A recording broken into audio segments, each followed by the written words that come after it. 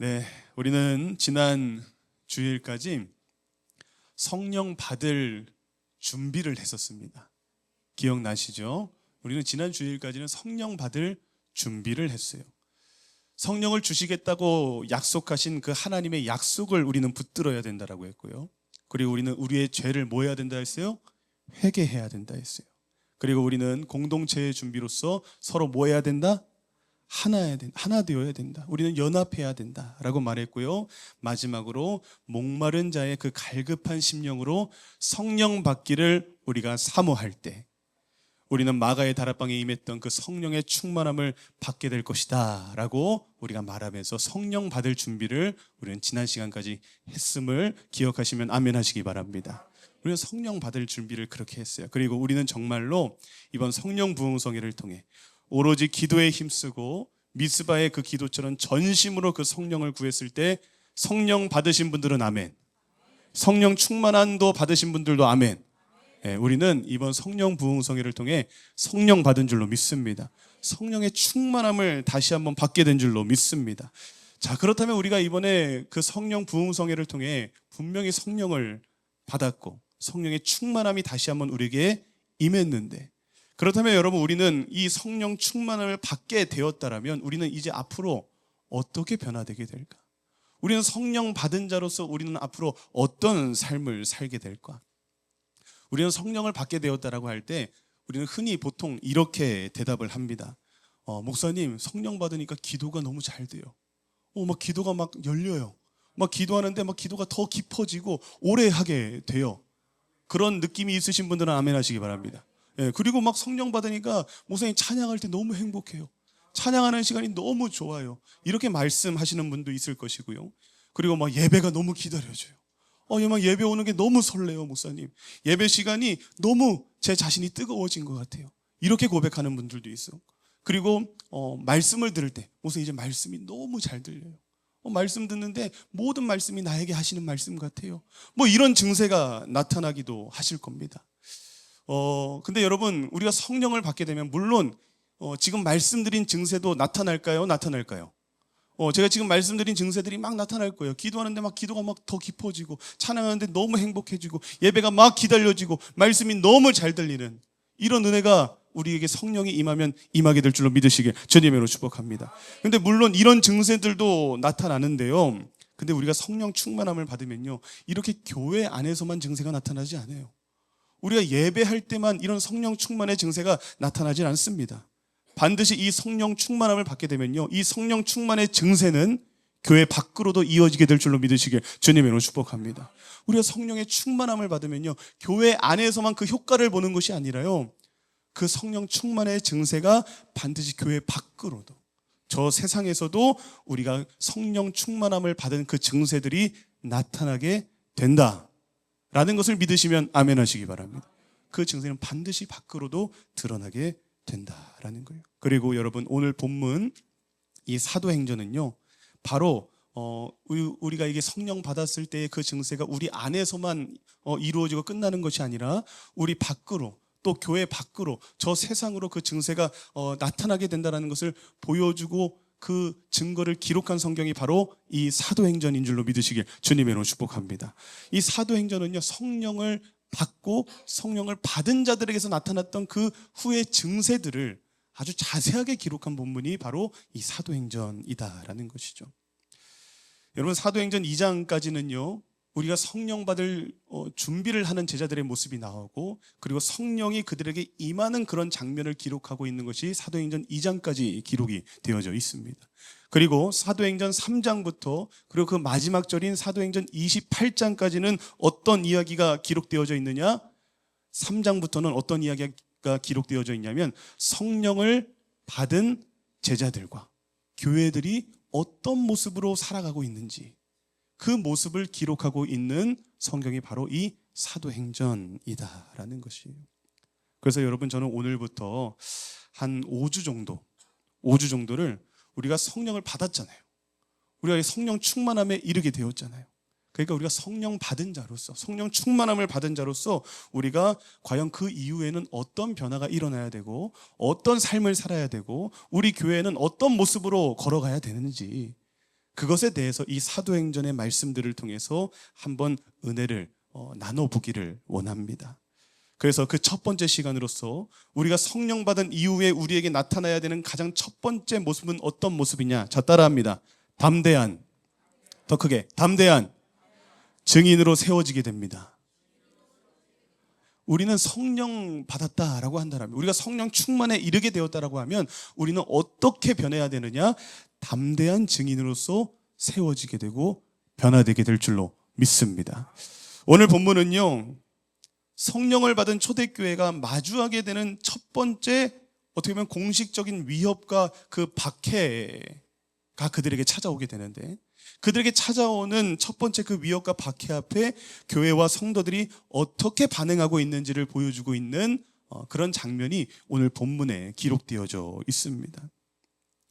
오늘 본문 이전에 좀 내용을 우리가 좀 먼저 알 필요가 있는데, 오늘 본문 이전에 어떤 내용이 기록되어져 있냐면 3장을 보면요, 성령을 받은 이 베드로와 요한이 성전 미문에서 태어날 때부터 걷지 못했던 사람을 어떻게 하는 기적을 일으킵니까? 일으키는, 태어날 때부터 걷지 못했던 그 앉은뱅이를 일으키는 기적을 이 성령 받은 베드로와 요한이 행하는 그런 장면이 사도행전 3장에 보면 나오게 됩니다. 그러자 그런 기적을 본 사람들이 놀랬을까요? 놀랬을까요? 사람들이 놀래죠. 성령 받은 베드로와 요한이 앉은뱅이를 일으키니까 사람들이 막 놀라게 되어서요, 이 베드로와 요한에게 사람들이 막 몰려들게 됩니다. 그러자 베드로는요, 그 사람들이 자신에게 막 몰려드니까 그 기회를 놓치지 않고요, 그 몰려든 사람들에게 예수 그리스도의 부활과 예수 그리스도의 그 복음을 그 모인 자들에게 담대하게 선포하기 시작합니다. 자, 그렇게 예수님의 복음을 전파했을 때, 선포했을 때 그러면 어떤 결과가 나타나느냐? 그 결과가 사도행전 4장 4절에 보니까 이렇게 나와 있어요. 말씀을 들은 사람 중에 믿는 자가 적으니 많으니, 그 말씀을 믿는 자가 많으니 남자의 수가 약 몇 명이다? 5천이나 되었더라. 할렐루야. 성령 받은 베드로가 자신에게 몰려든 사람들에게 예수 그리스도의 복음을 전했을 때 그 복음을 듣고 남자들만 몇 명? 남자들만 5천 명. 그러니까 여자와 아이까지 합치면 몇 명이나 되겠어요? 모르겠어요. 정확하게 몇 명인지 모르겠는데 적어도 2배 이상의 숫자는 듣지 않았을까요? 그 복음을 들은 사람들이, 수천 명의 사람들이 예수님을 믿게 되었다라고 성경은 기록하고 있다라는 거예요. 그러자 그렇게 수천 명의 사람들이 이 베드로와 요한이 전하는 복음을 듣고 예수를 믿게 되는 그 모습을 봤을 때 위기감을 느끼는 자들이 있었어요. 누가 위기감을 느낍니까? 유대 종교 지도자들. 유대 종교 지도자들이 이 베드로와 요한이 막 복음을 전했을 때 수많은 사람들, 수천 명의 사람들이 그 베드로와 요한을 따르는 그 모습을 봤을 때 큰 위기감을 느끼게 됩니다. 위협을 느끼게 됩니다. 그래서 이 베드로와 요한을 붙잡습니다. 이 베드로와 요한을 붙잡고 옥에 가두고요, 산헤드린 공회에서 이들을 신문하기 시작하죠. 근데 여러분 아시다시피 이 산헤드린 공회는 유대교의 최고 권력 기관이었어요.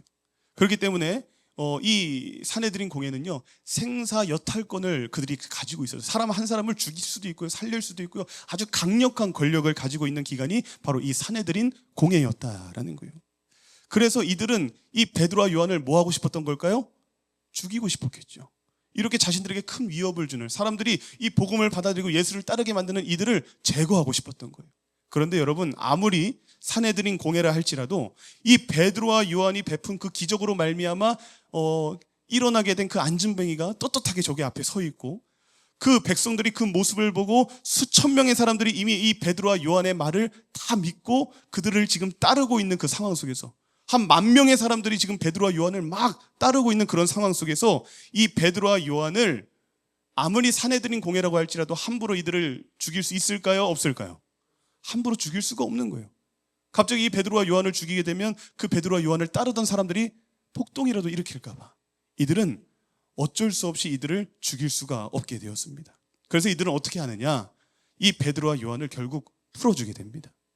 풀어주게 되는데, 근데 이 풀어주는 대신 조건을 달고 그들에게 경고를 합니다. 뭐라고 경고하느냐? 사도행전 4장 18절에 보니까 이 유대 종교 지도자들이 이 베드로와 요한에게 뭐라고 경고했는지 나옵니다. 같이 한번 읽어봅니다. 그들을 불러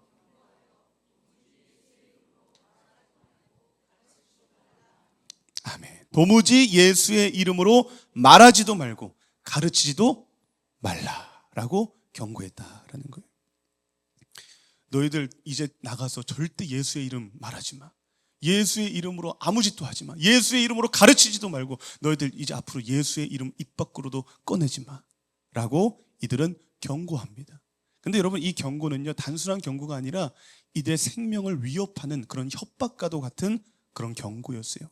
이들은 너 한 번만 더 예수의 이름 가지고 나가서 이야기하면 내가 너 가만히 안 둘 거야 라고 말하고 있는 것이죠. 이들은 정말 이 베드로와 요한을 죽일 수 있는 막강한 권력을 가지고 있었기 때문에, 이들이 그래서 예수님도 죽였던 거잖아요. 그런 권력을 가지고 있었기 때문에 이들에게 그렇게 경고한다는 것은 무엇이냐? 이들의 생명을 위협하는 그런 협박으로서 그들에게 하는 것이었다라는 것이죠. 그런데 여러분, 놀라운 것은 무엇입니까? 놀라운 것은 무엇이냐? 오늘 본문의 이야기는요, 이렇게 무서운 이 생명의 협박을 받은 이 교회와 이 성도들이 그 협박 앞에 위축되어 두려워 떨며 그들이 소극적으로 변하게 되었다라고 하는 그런 기록을 기록한 본문이 아니라요, 그들은 그런 협박을 받았을 때 오히려 더 담대하게 그리스도의 복음을 세상에 전파하더라라고 하는 그런 내용을 담고 있는 본문이다라는 거예요. 너희들 예수의 이름으로 복음을 전하면 너희들 죽일 거야 라고 하는 이런 협박을 받았을 때 위축되는 그런 모습이 아니라 오히려 더 담대하게 복음을 전하는 그 모습을 담고 있는 본문이 바로 오늘의 본문이다라는 것이죠. 그런데 여러분, 이들이 이렇게 그 생명을 위협하는, 그 당시에 가장 강력한 힘을 가진 자들이 너 예수의 이름을 전하면 내가 너희들 죽일 거야 라고 하는 이 말을 들었음에도 불구하고 이렇게 그들은 담대하게 복음을 전할 수 있었던 그 이유가 무엇이냐? 이들은 왜 이렇게 전혀 두려워하지 않을 수 있었던 그 이유가 무엇이냐? 오늘 성경은 그것을 무엇이라고 말하고 있다는 거예요? 이들이 무엇을 받았기 때문에? 성령을 받았기 때문에. 이들이 성령의 충만에 이르렀기 때문에 이들은 그들을 두려워했다, 두려워하지 않았다? 두려워하지 않았다라고 말하고 있어요. 사랑하는 여러분, 성령님은요, 우리의 두려움을 없애시는 분이 아닙니다. 여러분, 성령님은요, 여러분들의 두려움을 없애주시는 분이 아니에요.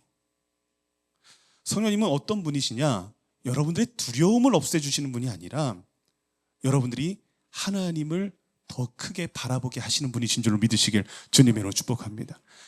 이 성령님은요, 여러분들의 두려움을 없애는 분이 아니라요, 우리가 하나님을 더 바라보게 만드는 분이에요. 성령님은요, 우리가 하나님을 더 크게 바라보게 하는 분이에요.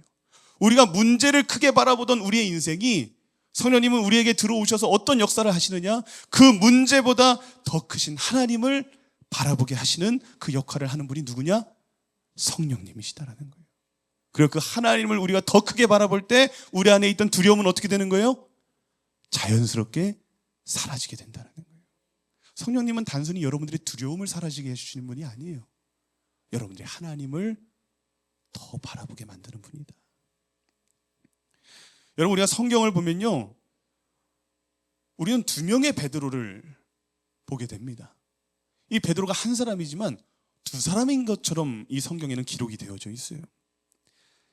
한 명은요, 오순절 이전의 베드로고요, 또 한 명은 오순절 이후의 베드로예요. 이 둘은 같은 사람일까요? 다른 사람일까요? 이 둘은 같은 사람이에요. 그런데 여러분, 이들은요, 전혀 다른 사람입니다. 오순절 전의 베드로와 오순절 후의 베드로는 완전히 다른 사람이 된다라는 것이죠. 오순절 이전의 베드로는 어땠습니까? 겁쟁이였다라는 거예요. 오순절 이전의 베드로는요, 겁쟁이였어요. 예수님이 붙잡히시던 그날 밤에 베드로는요, 그 예수님이 끌려가실 때 멀찍이 숨어서 그 예수님을 숨어서 쫓아갑니다. 그러고서 얼마 전까지만 해도 베드로는 아주 호언장담을 했어요. 다른 사람은 다 예수님을 떠나도 나는 예수님을 떠난다, 안 떠난다? 나는 절대 예수님을 떠나지 않습니다. 난 절대 예수님을 부인하지 않습니다. 그는 호언장담을 했어요.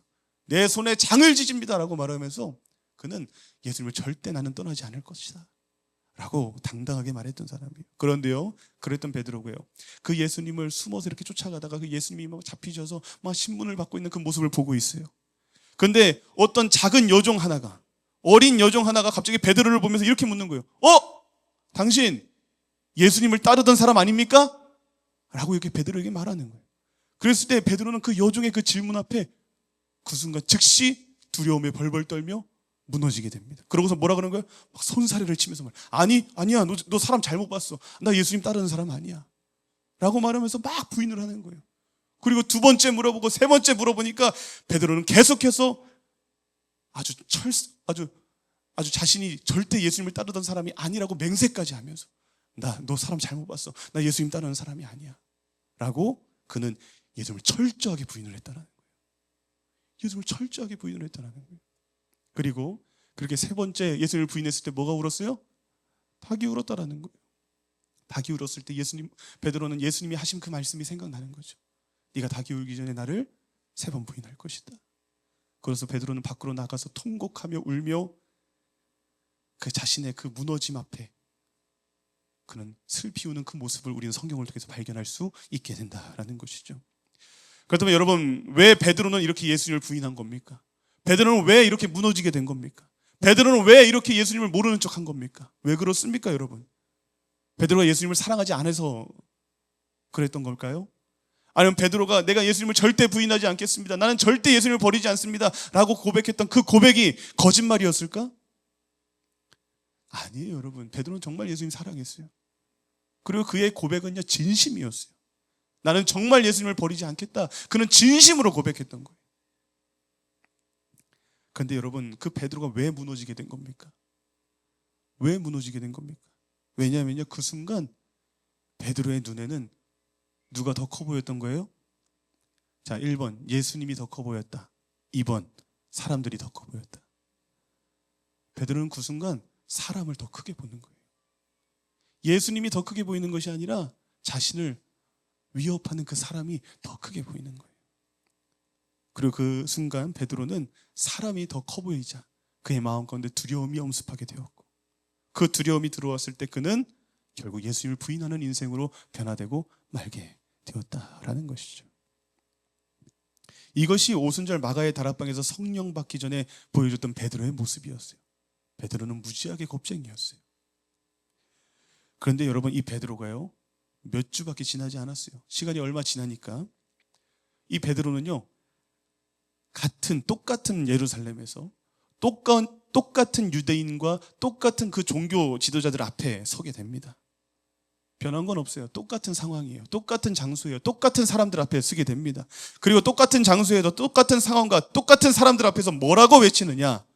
그는 오순절 전에 그 베드로의 모습이 온데간데 없이 사라지고, 베드로는 그 사람들 앞에서 아주 담대하게 예수 그리스도의 복음을 그는 선포하게 됩니다. 그러고서 그들에게 뭐라고 말하느냐? 사도행전 5장 29절에 이렇게 말합니다. 우리 같이 한번 읽어봅니다. 베드로와 사도들이 대답하여 이르되 사람보다 하나님께 순종하는 것이 마땅하니라. 아멘. 할렐루야. 베드로가 완전히 변화되게 됩니다. 완전히 다른 사람이 됩니다. 여러분, 무엇이 달라졌습니까? 여러분, 환경도 그대로예요. 장소도 그대로예요. 사람들도 그대로예요. 자신을 향한 그 생명의 위협도 지금 그대로이고요. 여러분, 바뀐 건 없어요. 다 똑같아요. 모든 조건이 다 그대로예요. 그런데 여러분, 달라진 것이 있다면 딱 한 가지가 있어요. 무엇이 달라졌느냐? 베드로가 달라졌어요. 상황은 똑같고 환경도 똑같고 사람도 똑같고 여러분, 모든 것이 다 똑같지만 한 가지 변한 게 있는데, 베드로가 지금은 성령을 받게 되었다는 거예요. 베드로가 성령 받은 베드로로 바뀌게 되었다는 거예요. 여러분, 성령님은요, 우리의 두려움을 이렇게 막 마법을 부리듯이, 여러분 그거 아세요? 아브라카타브라? 이게 그 해리포터에 나오는 거죠. 해리포터에서 이 마법을 부릴 때 아브라카타브라 얍 이렇게 하면 이렇게 변하게 되고 막 이렇게 마법이 나타나게 되고, 여러분 성령님은요, 여러분들의 두려움을요, 그 마법을 부리듯이 아브라카타브라 두려움이 없어져라 얍 하면 여러분들의 두려움이 사라지고 그런 게 아니에요. 성령님은요, 우리의 시선을 변화시켜 주시는 분이에요. 성령님은 여러분들의 시선을 변화시켜 주시는 분이에요. 우리의 시선이 문제보다 더 크신 하나님을 바라보게 함으로써, 그렇게 함으로써 두려움이 사라지게 하시는 분이 우리 성령님이신 줄로 믿으시길 주님의 이름으로 축복합니다. 여러분, 우리의 시선이 하나님을 향해 있으면 두려움은 사라지게 돼 있어요. 우리의 시선이 하나님을 바라보게 되면요, 담대함이 생길 줄로 믿습니다. 우리의 시선이 하나님을 바라보게 되면요, 우리의 삶은 완전히 변화되게 된다라는 거예요. 그래서 여러분, 우리가 담대하고 용기 있고 두려움을 느끼지 않는다라고 하는 것은요, 여러분들의 성격의 문제가 아니에요. 여러분들의 성격이 두려움을 느끼지 않는 성격이라서 그런 것이 아니라요, 우리가 두려움을 느끼지 않고 담대할 수 있고 용기가 우리 안에 충만할 수 있는 그 이유는 우리의 시선의 차이인 줄로 믿으시길 주님의 이름으로 축복합니다. 우리의 시선의 차이가 그것을 결정한다라는 거예요. 우리의 시선이 하나님을 바라보고 그 성령님의 그 은혜 안에 있으면요, 우리는 두렵지 않아요. 하지만 우리가 사람을 바라본다, 우리가 저 세상을 바라본다, 우리가 우리 앞에 찾아온 그 문제를 바라본다, 그 위기를 바라본다, 우리는 절대 두려워하지 않을 수가 없어요. 사람을 바라보고 문제를 바라보면요, 우리 안에는 두려움이 엄습할 수밖에 없어요. 여러분, 그 위대한 다윗도, 그 믿음의 사람, 그 위대한 다윗도요, 그 시선이 하나님이 아닌 사울을 바라보게 되었을 때, 하나님을 바라보는 다윗과 사울을 바라보는 다윗은요, 완전히 딴 사람이 돼요. 그 시선이 사람을 바라봤을 때 그에게 두려움이 찾아오게 됩니다. 그리고 그렇게 하나님께 잘 묻고 하나님께 잘 의지하며 살아갔던 그 인생이 하나님이 아닌 사람을 바라보니까요, 더 이상 하나님께 묻지 않고 자기 생각에 옳은 대로 막 판단을 하고 움직이기 시작하는 거예요. 그러다 보니까 그 인생 가운데 뭐가 찾아오게 되는 거예요? 위기가 찾아오는 거예요. 그러다 보니까 미친 척을 해야지만 목숨을 구할 수 있는, 미친 척을 해야지만 그가 살 수 있는 그런 상황까지 몰리게 되는 것을 우리는 성경을 통해서 확인할 수 있게 되는 줄로 믿으시길 주님의 이름으로 축복합니다. 하나님 바라보지 않고 세상 바라보잖아요. 우린 미친 척하면서 살아야 돼요. 여러분, 세상에 미친 척하면서 살아가는 사람이 얼마나 많이 있습니까? 세상이 두려워서, 그 돈이 두려워가지고 미친 사람처럼 구걸하면서 살아가는 그런 모습으로 변하는 인생이 얼마나 많이 있냐라는 거예요. 하지만 그 다윗이 그 시선이 다시 하나님을 향하게 됐을 때, 그는 그 모든 두려움에서 벗어나게 되고 그 모든 위기에서 하나님의 개입을 통해 다윗은 다시 그 인생의 정상 궤도로 돌아오게 되는 것을 우리는 성경을 통해서 확인할 수 있게 된다는 거예요. 사랑하는 여러분, 성령 충만의 은혜를 이번에 받으셨습니까? 여러분, 정말 받으셨습니까? 그렇다면 여러분들의 시선이 제발 변화되기를 주님의 이름으로 축복합니다. 성령 충만의 은혜를 받았으면 여러분들의 시선이 변화돼요. 하나님을 바라보며 하나님과 함께 동행하는 자는요, 성령 충만으로 그 시선이 하나님께 고정된 자는요, 더 이상 겁쟁이가 아니에요. 더 이상 겁쟁이가 아니에요. 세상 사람들과 똑같은 시선으로 살질 않아요. 더 이상 오순절 성령 받기 전에 다윗의 모습으로 살질 않아요.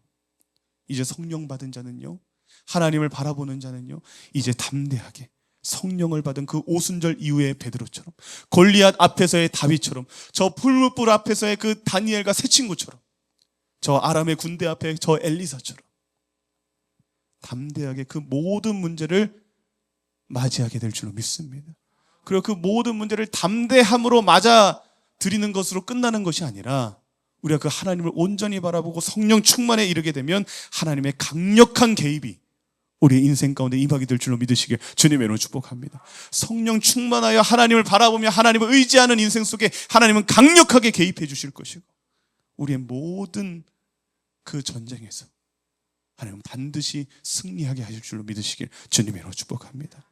그러므로 우리는 복음의 담대한 증인으로서 이 땅 가운데 세워지게 된다라는 거예요.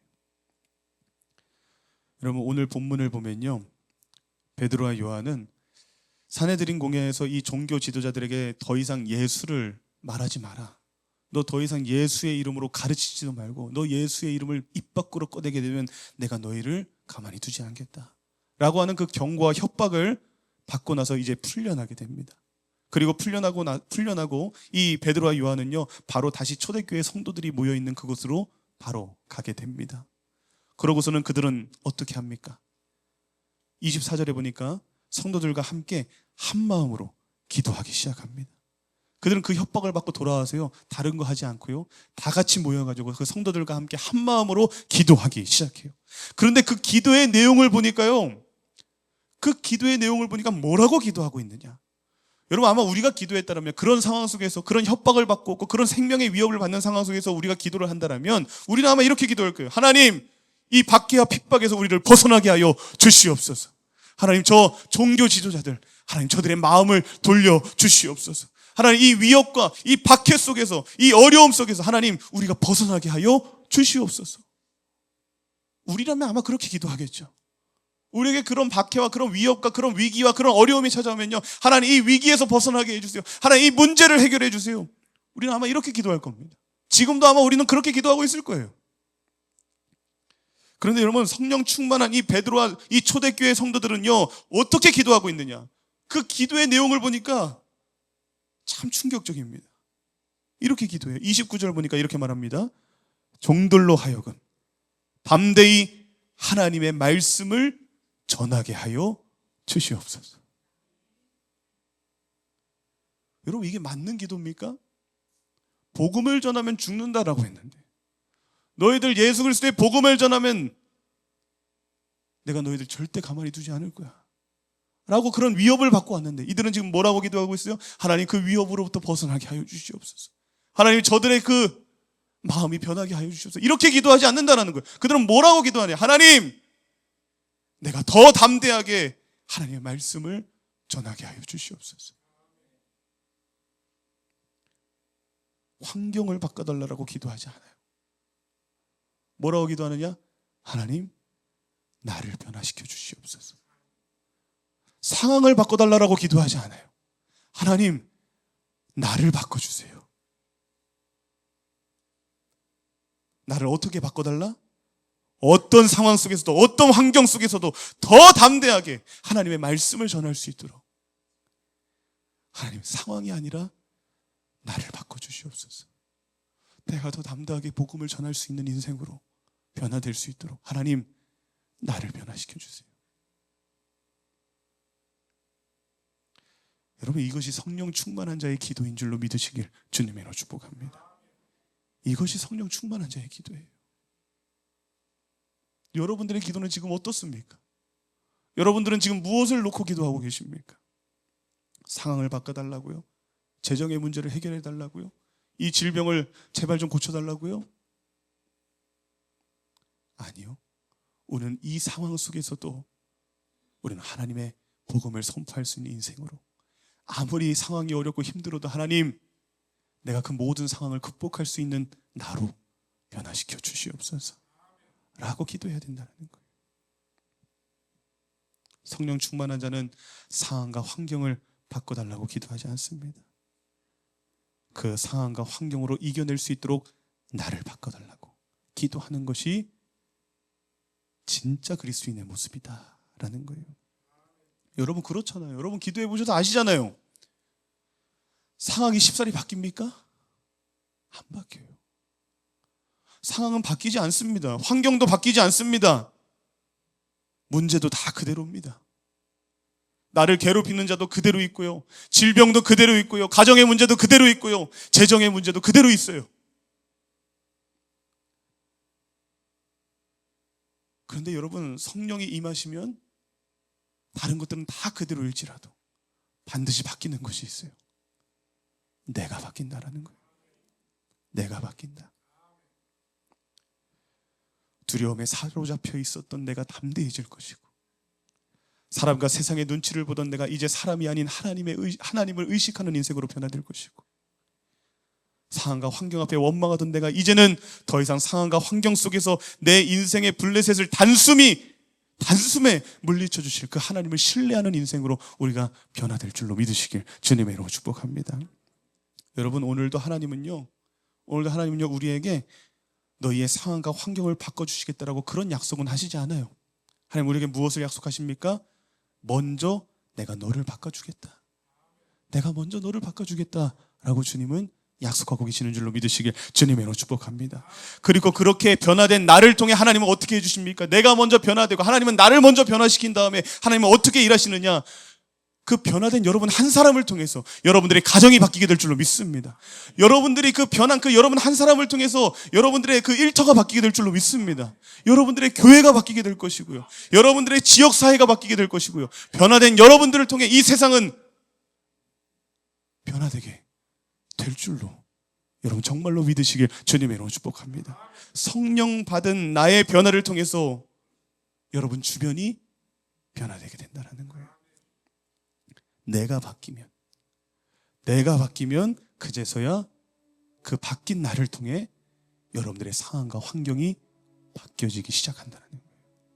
내가 먼저 바뀌어야지 여러분들의 상황과 환경이 바뀌게 된다는 거예요. 여러분 정말 상황을 바꾸시길 원하십니까? 여러분 정말 상황을 바꾸길 원하세요? 그러면 여러분들이 먼저 바뀌시기 바랍니다. 여러분들이 먼저 바뀌시기 바랍니다. 그리고 여러분들이 정말 먼저 바뀌시길 원하십니까? 그러면 성령을 사모하시기 바랍니다. 성령이 임할 때 우리는 바뀌게 될 것이고 그 바뀐 나를 통해 여러분들의 환경이 바뀌게 될 거예요. 그래서 하나님은요, 그렇게 나를 먼저 바꿔주시고 변화시켜달라고 하는 그 기도를 하고 있는 이 베드로와 초대교회 성도들의 기도를 들으시고 하나님은 어떻게 반응하시느냐, 어떻게 응답하시느냐. 31절에 보니까 이렇게 말합니다. 빌기를 다음에 모인 곳이 진동하더니 무리가 다 뭘 받았다? 성령이 충만하여 담대히 하나님의 말씀을 전하니라. 할렐루야. 여러분, 하나님께서 그 기도를 통해 어떻게 일하셨느냐? 사내들인 공회를 해체시키시지 않았어요. 그 기도를 통해 종교 지도자들에게 벌을 주시지 않았어요. 그 기도를 통해 그 박해와 핍박으로부터 이들이 벗어나게 하시지 않으셨어요. 하나님께서 그들의 기도를 들으시고 가장 먼저 하신 것이 무엇이냐? 그 성도들에게 다시 무엇이 충만하게 하셨다? 성령이 충만하게 하셨다. 여러분, 사람 참 변하지 않습니다. 사람 참 변하지 않습니다. 하지만 성령 충만하면 변할 줄로 믿습니다. 그리고 성령 충만한 나로 바뀌는 순간 우리는 어떻게 되느냐? 우리의 시선도 바뀌게 될 것이고 우리의 생각도 바뀌게 될 것이고 우리의 감정도 바뀌게 될 것이고 우리의 상황과 환경도, 여러분들의 삶의 모든 모습이 바뀌게 되는 역사가 비로소 나타나게 됨을 믿으시길 주님의 이름으로 축복합니다. 사랑하는 여러분, 이번 집회를 통해 성령 받으셨습니까? 성령 충만하셨습니까? 그렇다면 이제는 그 증거가 반드시 여러분들의 삶 속에 나타나게 되기를 주님의 이름으로 축복합니다. 상황과 환경이 먼저 바뀌는 것이 아니라 여러분들이 먼저 성령의 사람으로 바뀌는 거예요. 그리고 그럴 때 여러분들은 모든 두려움에서 벗어나게 될 것이고 세상 앞에 담대한 복음의 증인으로서 살아가게 될 줄로 믿으시게 주님의 이름으로 축복합니다. 그러니 이번 한 주도 성령 받은 자라면 성령 받은 자답게 좀 티가 나셨으면 좋겠어요. 성령 받았다라고 말만 하지 마시고요, 여러분 티가 나야 돼요. 성령 받은 자는 반드시 티가 납니다. 그래서 그 티를 제대로 내시면서 변화된 여러분들을 통해 여러분들의 주변도 변화시킬 수 있는 그런 진정한 성령의 열매들이 우리의 삶 가운데 주렁주렁 맺히는 복된 한 주 되시길 주님의 이름으로 축복합니다. 기도하겠습니다.